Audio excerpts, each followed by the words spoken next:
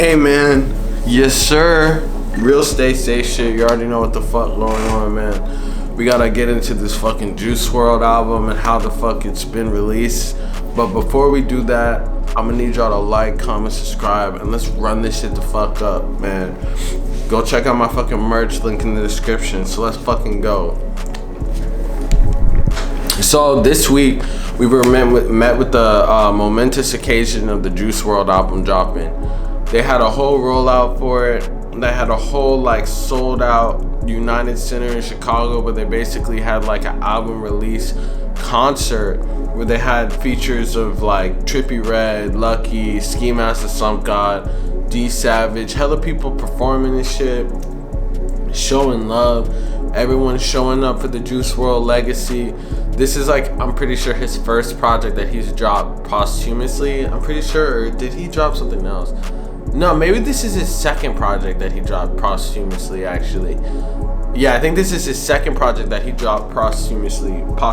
So, I feel like we're getting into the realm of like the XXX type of situation when they were dropping stuff. But this was a very much full album. I would say that it wasn't like as spaced out and incomplete as other posthumous albums. Like when I heard the Exit albums and shit, I felt like as it kept going, the albums were more and more incomplete. They were kind of just like throwaway tracks that they kind of made songs around and shit. But this album definitely sounded like it was put together, and I feel like it really just speaks to the work ethic of Juice Wrld, really how much he worked and how much he cared about music and his fans.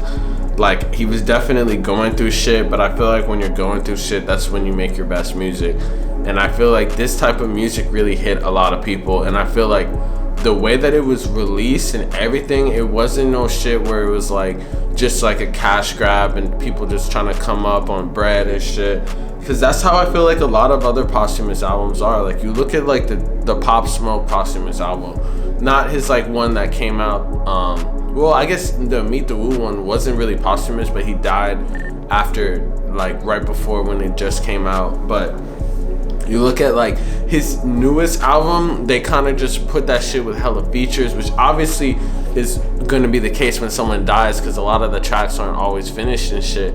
But it's like, I feel like the main issue was they didn't really, I feel like the difference between that and the Juice Wrld project is the Juice Wrld project, it seemed like they really cared about how they like released it, and it was like they wanted it as a celebration. The Pop Smoke album seemed like it was just like released and it was just an album. And I really feel like if you're gonna drop like a posthumous album, it really has to be a celebration, or else you're not really giving the respect to the artists that they even deserve. And I feel like whoever the fuck is getting the money off this, whether it be Lil Bibby, also Juice Wrld's parents, or whoever the fuck is in charge of this whole operation, is definitely like someone who is his friend and close to him, because they got everyone that he fucked with to be there, like fucking all the artists that he actually fucked with and all the people that he fucked with to be there, show support and stuff. I thought that was really cool, because I feel like that's something that's kind of lacking. I know like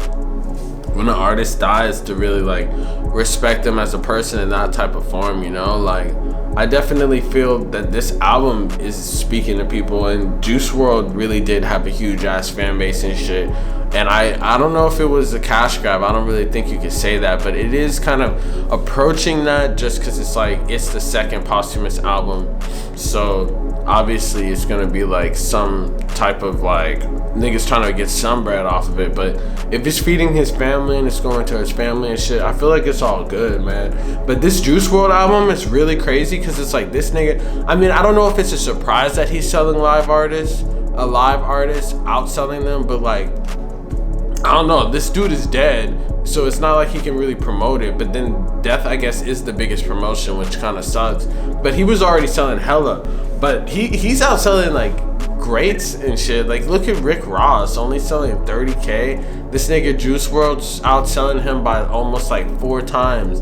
And I don't know if it's just because he's dead, but I feel like regardless he would be selling that amount, probably maybe even more if he was alive. But I'm pretty sure the first Juice Wrld posthumous album sold like 400K. The first week around. This one sold 125. So I feel like that's like definitely, I mean, as it keeps going, obviously there's gonna be less and less stuff to do. Like, you're just gonna end up having more and more features, more and more other people featured on it, less incomplete songs and shit. Like, I'd say, like, let's end it on a good note, and then, like, let's not fucking try to milk this out. Maybe in a couple years, like 5-10 years down the line, drop like some untitled, unreleased type shit where it's just like abstract project with just stuff that he fucked with or something like that, or like just more documentaries or shit like that. Because it's like, I feel like there's a thin line between honoring someone's legacy and going for a cash grab. I'm not saying that they're going for a cash grab, but it's like, I feel like if it keeps going even further, it's like, man, this nigga ain't been alive for like 3 or 4 years and shit. Like, the whole state of music has totally changed. Like, we don't even know like what the fuck is good with that. So I just feel like we just gotta definitely, you know, just like slow down on the posthumous shit. I feel like that for every artist, but I feel like it kind of depends on their work ethic. Like, Juice WRLD had an incredible work ethic where he just kept going and going, and obviously this nigga was making hella songs, so he has enough probably shit for like other albums and shit. But I don't know if they're always like, as it keeps going, like they probably went through hella songs in the first place to get these first 2 albums, you feel me, and completing them. Also probably taking like verses and shit from other songs that were unreleased and putting them there and shit like that. So it's like, as it keeps going, it's gonna be more of that type of shit. And then it's like, we're not even really looking, like, I guess it's his vision, but then it becomes less and less his vision over time. And I feel like that's like, I mean, it's cool because it's like you're giving the fans something, but then it's like, at the end of the day, do you really want like an incomplete Juice WRLD project? Like, is that what you need? Like, I feel like you're better off going back and looking at his old projects and stuff that he released when he died than going like super far back with the shits to the point that like it's all like incomplete. But I feel like that's like where a lot of other artists' estates that are working for like fucking like artists who have passed away, that's where they kind of mess up. Like how I was talking about like Skins, where like the second fucking posthumous album Deep with X, and it's like basically like throwaway tracks and shit. Like, I do not want to get to that point because it's like the X situation is like, I don't even know. And I don't think like they meant well at first, and then later down the line it was more and more like fuck. So I don't know. This is a lot better than that though. I'm not saying that this is that. I'm just saying that it's like, I don't want it to get to that point because it's kind of just disgraceful at that point. Like, you saw when that whole situation with X, like people were pointing fingers at his mom saying she was making the bag and shit. But I don't feel like it should even be like this. Like, it's so crazy when an artist dies because everyone be coming out of the woodwork too, probably trying to get money and shit off that shit because that was their like source of income.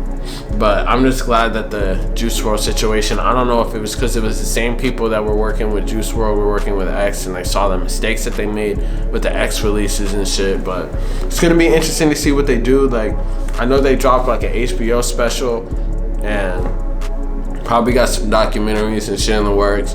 I feel like they definitely just gotta think about it. Maybe they can come up with that fucking Juice WRLD anime that he was working on before he died or some shit. That would be super cool, because I just feel like at a certain point it's like beating a dead horse. Like, you know, just like this, it's not like he's gonna be able to make any more music, and he's not even gonna be able to like check off if this is his vision or not. So you gotta try to keep it 100 with his vision, because if you don't, it's, I mean, like, it's, I feel like the fans are gonna notice, you know, like he has such a dedicated fan base that they're gonna be like, yeah, that shit's not fly, like that's not gonna work and shit. But like, whatever the fuck they've been doing right now has been damn working, and it's crazy having the #1 album for real. But it also isn't crazy because Juice WRLD's music is fire and it touches a lot of people, you know. But it's definitely, to me, I feel like it's definitely crazy when you see him outselling like live artists and shit. Like, I don't know, these niggas actually have the ability to like promote their shit and they be selling less than goddamn Juice World, who cannot promote his shit. It's all his friends and shit. So it's I guess it's no excuse for like live artists. They should be selling at least that.